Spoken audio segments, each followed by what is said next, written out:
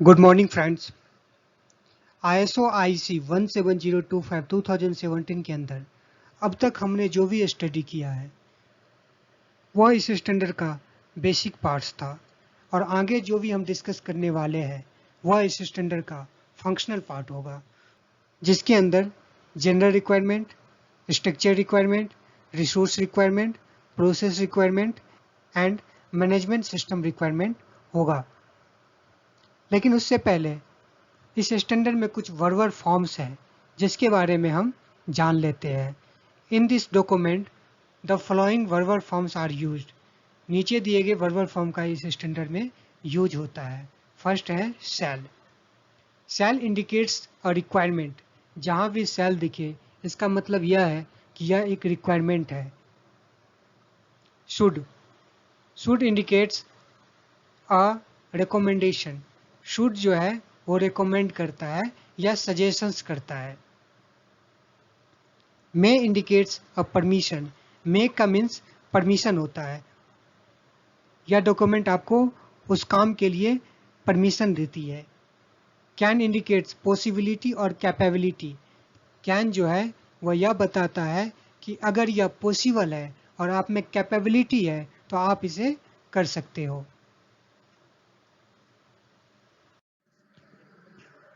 Four point one impartiality. It is a subclause of clause 4 that is general requirements. General requirements के अंदर total 2 सब closes है जो कि है इम्पार्शलिटी एंड कॉन्फिडेंशलिटी। इस वीडियो में हम इम्पार्शलिटी को डिस्कस करेंगे।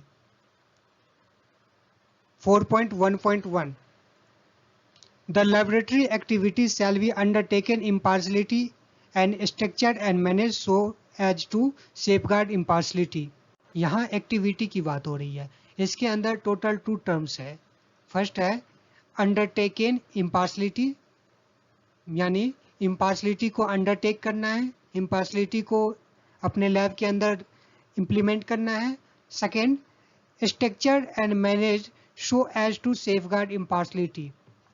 आपके लैब के अंदर एक वेल स्ट्रक्चर होना चाहिए एंड एक वेल मैनेजमेंट सिस्टम होना चाहिए जिससे कि आप लेबोरेटरी के अंदर इम्पार्शलिटी को सेफगार्ड रख सके, यानी सेफ रख सके। Laboratory activities shall be undertaken impartiality.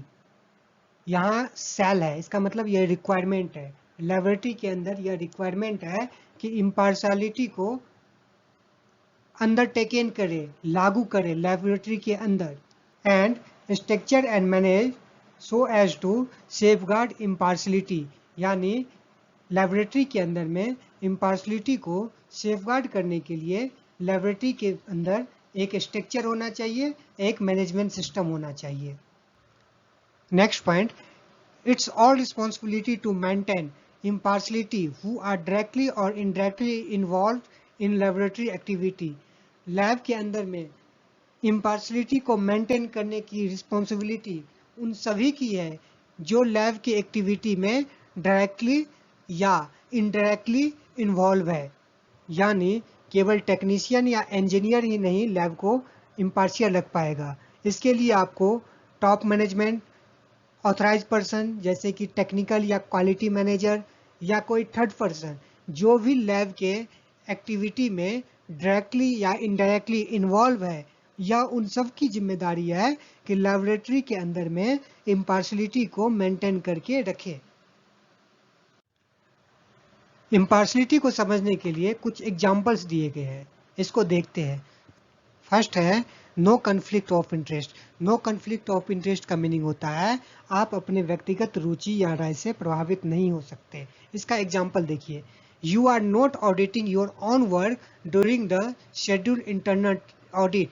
जब भी इंटरनल ऑडिट होगा उस वक्त आप अपने खुद के ही काम को ऑडिट नहीं कर सकते, कोई सेकेंड पर्सन आपके काम को ऑडिट करेगा। सेकेंड है detachment. Technicians are not involve in marketing where they perform the calibration. Calibration की एक्टिविटी में टेक्नीशियन इन्वॉल्व नहीं होगा। Third point, freedom from bias. You are not favoring any request that involves falsification of result. Result का जहां फाल्सिफिकेशन हो रहा हो, result में कहीं छेड़छाड़ हो रहा हो, रिजल्ट में कुछ चेंज किया जा रहा हो, तो आप इसके फेवर में नहीं रह सकते। 4 पॉइंट है fairness. The company is not pressuring you financially. Company आपको फाइनेंशियली प्रेशराइज नहीं कर सकती। इन एग्जाम्पल से इम्पार्शलिटी का मीनिंग समझ आता है। एक तो आप अपने रिस्पॉन्सिबिलिटी को पूरी तरीके से निभाओ, दूसरा आप किसी दूसरे को किसी भी तरह से प्रेशराइज नहीं कर सकते। सबक्लोज 4.1 इम्पार्शलिटी का सेकेंड पॉइंट है 4.1.2 that is the laboratory management shall be committed to impartiality. यानी मैनेजमेंट को इम्पार्शलिटी को लेकर कमिटमेंट करना है। अब देखिए यहाँ भी सेल है, इसका मतलब यह एक रिक्वायरमेंट है। तो the laboratory management shall be committed to impartiality. Laboratory को अपने लैब के अंदर इम्पार्शलिटी को लेकर कमिटमेंट करना है। तो कमिटमेंट को आप कैसे दिखा सकते हो? तो इसके लिए सेकेंड पॉइंट है ways to show commitment is by. First में है including a statement about impartiality in the quality policy which is signed by the management. यानी इम्पार्शलिटी को लेकर आपको क्वालिटी पॉलिसी के अंदर एक स्टेटमेंट देना होगा, जिसके अंदर आपको यह दिखाना होगा कि आप अपने लेबोरेटरी के अंदर इम्पार्शलिटी मेंटेन करते हो, और उस क्वालिटी पॉलिसी पर मैनेजमेंट का सिग्नेचर होगा। Second point included on the discussion in the management review meeting. जब भी आप मैनेजमेंट रिव्यू मीटिंग करते हो या फिर जब भी आप MRM करोगे, तो उस मैनेजमेंट रिव्यू मीटिंग के अंदर आपको इम्पार्शलिटी के टॉपिक को ऐड करना है और उस पर डिस्कशन करना है। थर्ड पॉइंट है included in the training programme and performance review of the personnel during contract renewal. जब भी आप किसी कॉन्ट्रैक्ट को रिन्यूअल करते हो या फिर कोई नए कॉन्ट्रैक्ट बनाते हो, तो उस वक्त आपको अपने पर्सनल के परफॉर्मेंस का रिव्यू करना है कि आपका जो पर्सनल है वह उस कॉन्ट्रैक्ट के लिए परफेक्ट है या नहीं है, आपका पर्सनल कॉम्पिटेंस है या नहीं है, और आपको एक ट्रेनिंग प्रोग्राम को ऑर्गेनाइज करना है उस कॉन्ट्रैक्ट रिन्यूअल के तुरंत बाद। इस तरह से आप लेबोरेटरी के अंदर इम्पार्शलिटी को लेकर कमिटमेंट कर सकते हो। 4.1.3 The laboratory shall be responsible for the impartiality of its laboratory activities and shall not allow commercial, financial or other pressure to compromise impartiality. This is responsibility of laboratory. यहाँ 2 point है। First है lab shall be responsible for impartiality, यानी lab impartiality को लेकर responsible होगा। इससे पहले का जो पॉइंट था उसमें यह बताया गया था कि इम्पार्शलिटी लैब की एक्टिविटी में होगी। सेकेंड में था लेबोरेटरी इम्पार्शलिटी को लेकर कमिटमेंट देगा, लेकिन यहाँ पे है लैब रिस्पॉन्सिबल होगा इम्पार्शलिटी को लेकर। सेकेंड पॉइंट है shall not any pressure to compromise impartiality. आप ऐसा कोई भी प्रेशर नहीं दोगे जिससे इम्पार्शलिटी कंप्रोमाइज होगी। यहाँ पे सीधा सीधा इम्पार्शलिटी को लेकर किसी भी तरह की जिम्मेदारी को लैब के ऊपर डाला गया है। अगेन इस सेंटेंस को देखते हैं। The laboratory shall be responsible for impartiality. Shall है तो इसका मतलब यह रिक्वायरमेंट है of its laboratory activity and shall not allow commercial, financial और other pressure to compromise impartiality. और किसी भी तरह का प्रेशर, चाहे वो कमर्शियल हो, फाइनेंशियल हो या फिर अदर प्रेशर हो, लेबोरेटरी उसको अलाउ नहीं करेगी जिससे कि इम्पार्शलिटी कंप्रोमाइज होती होगी। अब हम कॉमर्शियल, फाइनेंशियल और अदर प्रेशर को समझने की कोशिश करते हैं। कॉमर्शियल क्या होता है, फाइनेंशियल क्या होता है, अदर प्रेशर क्या होता है। Next point commercial interest, something related to commerce, business या ट्रेड। जो कॉमर्स से, बिजनेस से या ट्रेड से यानी व्यापार से रिलेटेड प्रेशर हो या इंटरेस्ट हो, उसको कॉमर्शियल इंटरेस्ट कहेंगे। इसको एग्जांपल से समझने की कोशिश करते हैं। If you depend on the most of the revenue from one party, then it is a commercial conflict of interest situation that has the potential to affect your work. यानी अगर आप अपने रेवेन्यू के लिए या फिर अपने इनकम के लिए किसी एक पार्टी पे डिपेंडेंट हो जाते हैं तो इसे commercial conflict of interest situation कहा जाएगा, जो आपके काम को या फिर लेबोरेटरी के इम्पार्शलिटी को अफेक्ट कर सकता है. Second example, financial interest refer to any pecuniary interest gained like salary or other pressure for the service. इसका एग्जाम्पल लेते हैं. Example first, if you have a working condition where the remuneration is depending on the results of the testing, you cannot say that is the free from financial pressure. एक ऐसा situation जब testing के result के ऊपर remuneration होता है, यानी अगर पास या फेल देखकर आप उसका पेमेंट करते हैं, तो इस सिचुएशन को फ्री फ्रॉम फाइनेंशियल प्रेशर, यानी हम नहीं कह सकते हैं कि यह फाइनेंशियल प्रेशर से फ्री है. सेकेंड एग्जाम्पल ऐसा है जब आपका बॉस आपको कह सकता है, we have lots of sample for testing and we have to provide fast service to the customer. We have to reduce turnaround time to boost off our testing activities and reduce time of testing, avoid the necessary precautions, and no need to document everything. You will get good appraisal only if you act as per my requirement to achieve our financial target. इस situation में आपका boss आपसे कह सकते हैं कि हमारे पास testing के लिए बहुत सारे सैंपल्स हैं. We have to provide fast service, और हमें कस्टमर को फास्ट सर्विस प्रोवाइड करना है.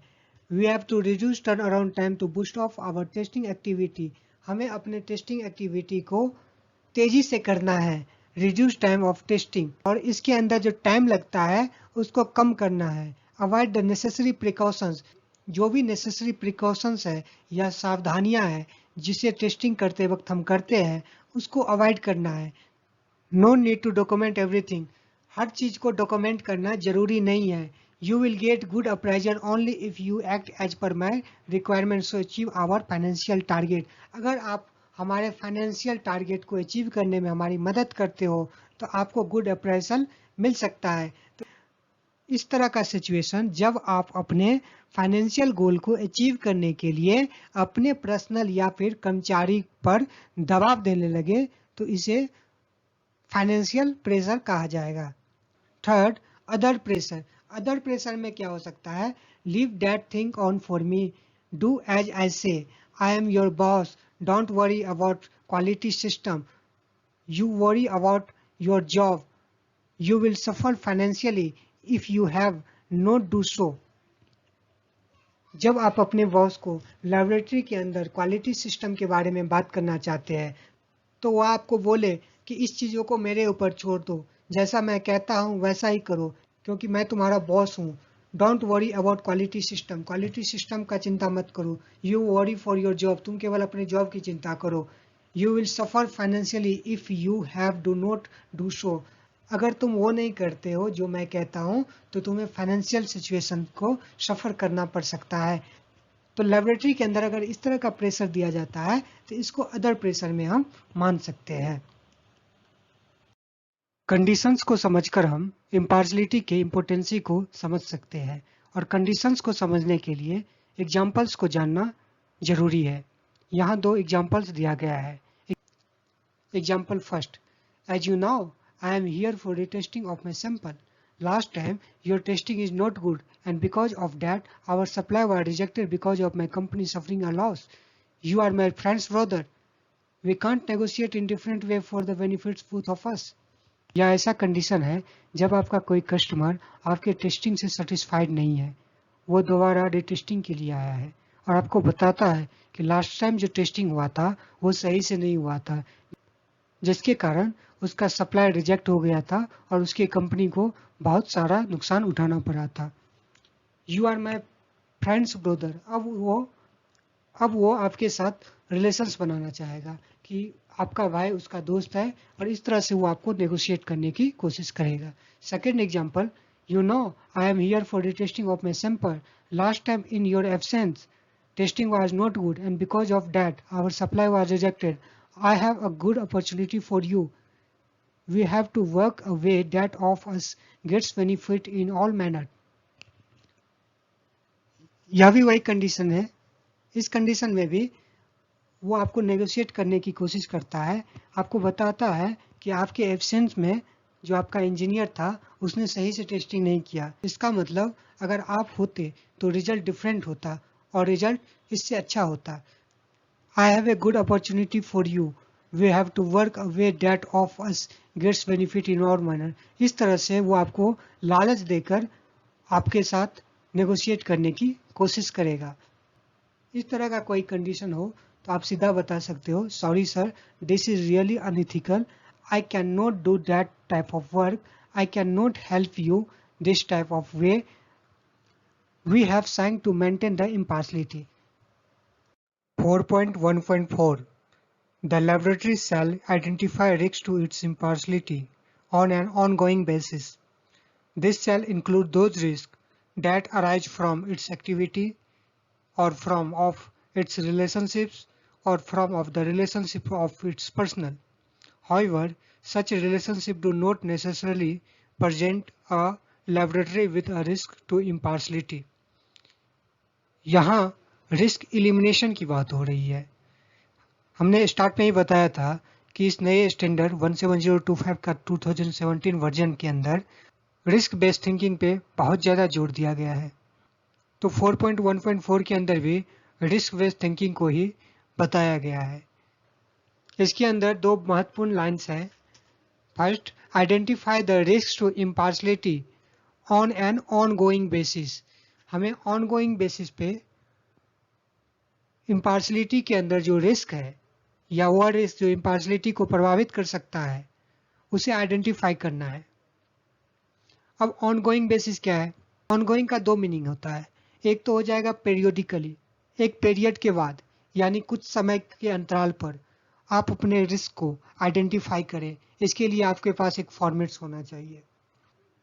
सेकेंड, अगर आपने लेबोरेटरी मैनेजमेंट सिस्टम के अंदर कोई चेंजेस किए, यानी या तो डॉक्यूमेंट में कुछ चेंज किए या फिर कोई नया कॉन्ट्रैक्ट बना रहे हैं या फिर कोई आपका ऑथराइज सिग्नेटरी या क्वालिटी या टेक्निकल मैनेजर को आप चेंज कर रहे हैं, तो उस वक्त भी आपको इम्पार्शलिटी के अंदर जो रिस्क हो सकता है उसको आइडेंटिफाई करना है. तो ऑनगोइंग बेसिस का मतलब यही होता है. सेकेंड पॉइंट है shall include it's activity, it's relationship of its personal. अब रिस्क कहाँ पे हो सकता है? तो इट्स एक्टिविटी, हम लेबोरेटरी के अंदर जो भी एक्टिविटी करते हैं वहाँ रिस्क हो सकता है. इट्स रिलेशनशिप, लेबोरेटरी का जो भी रिलेशनशिप है किसी और कंपनी के साथ, किसी कस्टमर के साथ या फिर किसी गवर्नमेंट्स के साथ, तो वहाँ पे रिस्क हो सकता है. रिलेशनशिप ऑफ पर्सनल यानी हमारे पास जो पर्सनल है, हमारे पास जो कर्मचारी है, हमारे पास जो ऑथराइज पर्सन है, उसका अगर किसी और के साथ रिलेशनशिप हो, उसके अपने रिलेशनशिप से भी हमारे लेबोरेटरी के अंदर रिस्क प्रोड्यूस हो सकता है. तो इस सब को मुझे ध्यान में रखना है. 4.1.4 को एक बार फिर से देखते हैं. द लेबोरेटरी सेल, अब सेल है तो क्या हो गया, ये मैंडेटरी हो गया, यह रिक्वायरमेंट है. तो laboratory shall identify risk to its impartiality on an ongoing basis. Ongoing basis पर लेबोरेटरी अपने इम्पार्शलिटी के अंदर जो रिस्क है उसको आइडेंटिफाई करेगा. This shall include those risk that from its activity. इसके अंदर वह रिस्क होगा जो इसके एक्टिविटी से और फ्रॉम ऑफ इट्स रिलेशनशिप या फिर इसके रिलेशनशिप से और from the relationship of its personal या फिर इसकी पर्सनल के रिलेशनशिप से अराइज होता है. इस तरह के रिस्क को आइडेंटिफाई करना है. However, such relationship do not necessarily present a laboratory with a risk to impartiality. ऐसा रिलेशनशिप जो लेबोरेटरी के अंदर इम्पार्शलिटी के लिए रिस्की हो या लेबोरेटरी के अंदर नहीं होती. Note, a relationship that retains the impartiality of the laboratory can be based on ownership, governance, management, personal, shared resource, finances, contracts, marketing, including branding and payment of sales commission और other inducement for the referral of new customers etc। ऐसा relationship जो laboratory के impartiality को प्रभावित कर सकता है वो ऑनरशिप के बेसिस पे हो सकता है, गवर्नेंस के बेसिस पे हो सकता है, मैनेजमेंट के बेसिस पे हो सकता है, पर्सनल के बेसिस पे हो सकता है, शेयर रिसोर्स के बेसिस पे हो सकता है। शेयर रिसोर्स का मीन्स होता है जब कोई इक्विपमेंट या सिस्टम दो कंपनी शेयर के थ्रू यूज करता है तो उसको शेयर रिसोर्स कहा जाता है।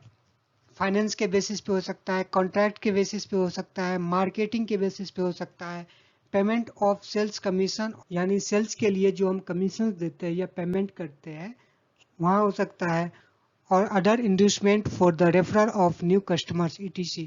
न्यू कस्टमर के रेफरल के लिए जो हम इंड्यूसमेंट करते हैं, प्रलोभन देते हैं, तो उस तरह का रिलेशनशिप इम्पार्शलिटी के लिए रिस्की हो सकता है। 4.1.5 If a risk to impartiality is identified, the laboratory shall be able to demonstrate how it eliminate or minimize such risk। यहाँ प्रिवेंटिव मेजर्स की बात हो रही है। इससे पहले 4.1.4 में पढ़ा था रिलेशनशिप के थ्रू वह रिस्क जो आपकी इम्पार्शलिटी को अफेक्ट करे या फिर थ्रेटन्स करे, उस तरह के रिस्क को आप पहचानिए, आइडेंटिफाई कीजिए। और यहाँ 4.1.5 के अंदर बता रहा है कि एक बार जब आपने उस रिस्क को आइडेंटिफाई कर लिया तो अब उसको या तो मिनिमाइज कीजिए या फिर उसको एलिमिनेट कीजिए। इस पॉइंट में in this risk demonstrate action towards eliminate और मिनिमाइजेशन। इन केस अगर रिस्क है तो आप उसे एलिमिनेट कीजिए या मिनिमाइज कीजिए। अब यहाँ भी सेल लगा है, इसका मतलब यह भी एक रिक्वायरमेंट है। If a risk to impartiality is identified, impartiality के अंदर जो रिस्क है उसको अगर आइडेंटिफाई कर लिया गया है तो लेबोरेटरी साल्वी लेबोरेटरी करेगा, डेमोस्ट्रेट उसको दर्शाएगा, हाउ इट एलिमिनेट और मिनिमाइज सच रिस्क, इस तरह के रिस्क को कैसे एलिमिनेट किया जाए या फिर मिनिमाइज किया जाए। Next point, identify what the risk are is depend on context. यहाँ पे यह बताया गया है कि रिस्क को आइडेंटिफाई कीजिए कि रिस्क क्या है, यह डिपेंड करेगा कॉन्टेक्स्ट के ऊपर।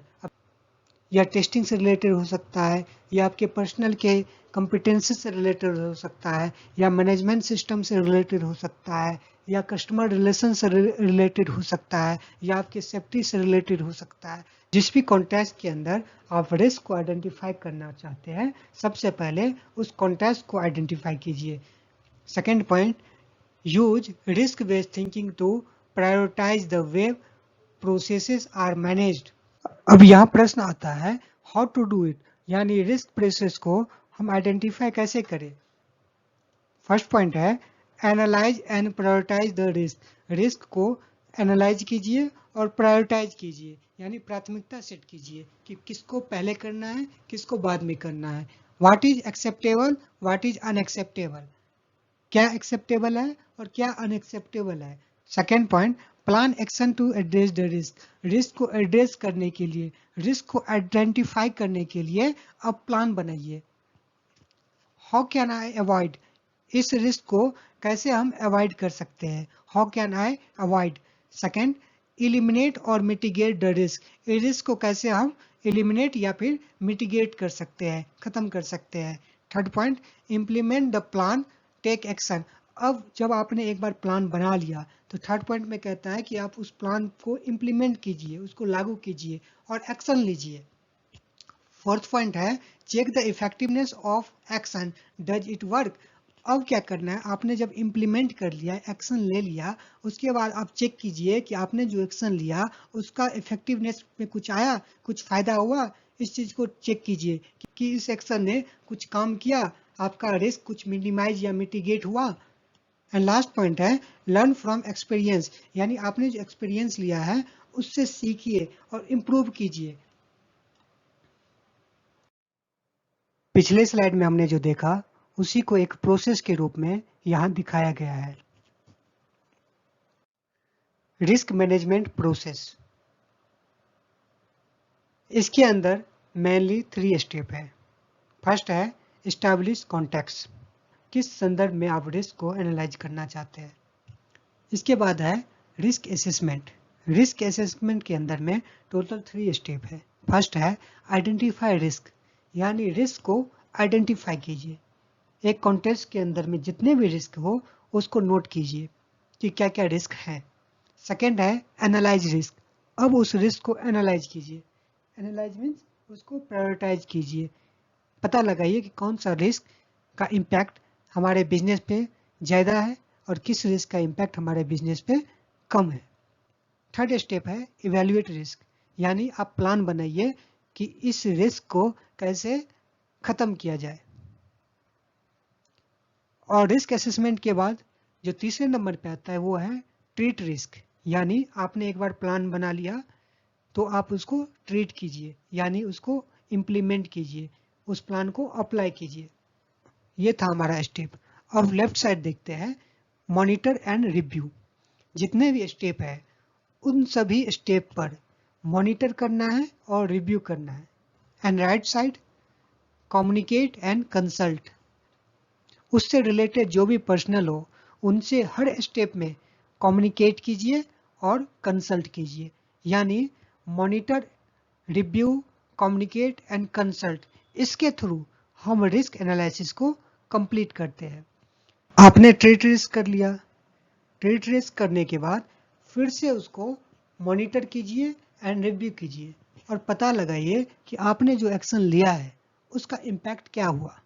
और इस प्रोसेस को तब तक रिपीट करते रहिए जब तक कि वह रिस्क पूरी तरह से मिटिगेट या फिर मिनिमाइज ना हो जाए। ये पहले का जो स्लाइड था उसमें हमने देखा था कि रिस्क को एनालाइज करें। अब प्रश्न आता है कि रिस्क को एनालाइज कैसे करें, किस बेसिस पे करें, क्योंकि रिस्क तो हजारों हो सकता है। हजारों रिस्क के बीच में कैसे पहचान करें कि कौन सा रिस्क को पहले मिटिगेट किया जाना या मिनिमाइज किया जाना जरूरी है, किसको हम बाद में करें। इसके सॉल्यूशन के लिए ही रिस्क मैनेजमेंट वर्कशीट बनाया गया है। तो चलिए रिस्क मैनेजमेंट वर्कशीट को जानें। यहाँ इस मैट्रिक्स में रॉ में सब्सिक्वेंट रेंज दिखाया गया है, जबकि कॉलम में प्रोबेबिलिटी रेंज दिखाया गया है। प्रोबेबिलिटी होता है कि रिस्क आने का कितना चांस है, यानी विद इन 1 डेज कितने टाइम्स रिस्क आ सकता है।